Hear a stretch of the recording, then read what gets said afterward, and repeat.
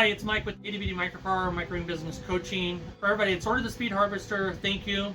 We do appreciate it as a small business. Just trying to help people out too, getting these out there for you.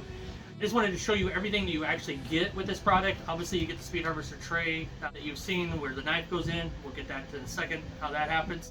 You also get this base where this sets on it and starts to glide off for the tray. And then you get a triangle piece that we call it here that holds the tray in. So I'll show you how that up and set that.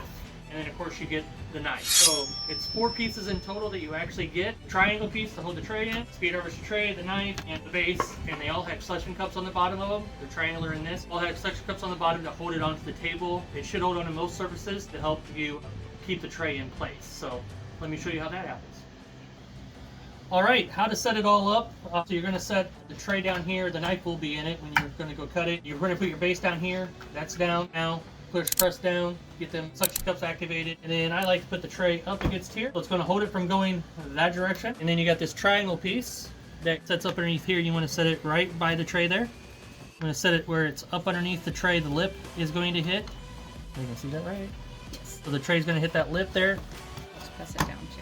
And then that helps press down that, and then that locks that in where this can't really move when you're going across with the Speed Harvester, when you're going down with the knife, if you've seen the videos on that. So that holds that in there. Very important. I know some people don't use it that we've sold it to, but I highly recommend doing this just to help with keeping the tray still going through and safe. So that's our recommendation. That's what we recommend you to do. Any other way is up to you. You can do what you want, but don't cut yourself. This is a good way to have that happen. So now we're going to show you how to insert the knife. So the tray on the edge where it's going to hang off just a tad bit on the table. That little bit of ledge down there, you see right there. So it can't move. And then you're going to insert the knife. It is a tight fit, especially when you first put it in there. And it is meant to be a tight fit so it stays in there and it cuts properly. So you just slide it in all the way across. You can guide the back side of it. Don't do the front. Never touch the front. Never touch the front. And you just slide it right in. And the knife is in. Beautiful. Taking it out. And then take it out. You hold that like she's doing with her 2 thumbs there. Hold that and press, and then hold the tray and slide her out. Do not let the knife twist while it's going in and out. Yep, don't let the knife twist when it's going in and out. You want that straight in, straight out. Don't twist it. Don't try to work it in or anything else. Just straight in, straight out. Just like this. Straight in, nice and smooth. Match it up with the other side.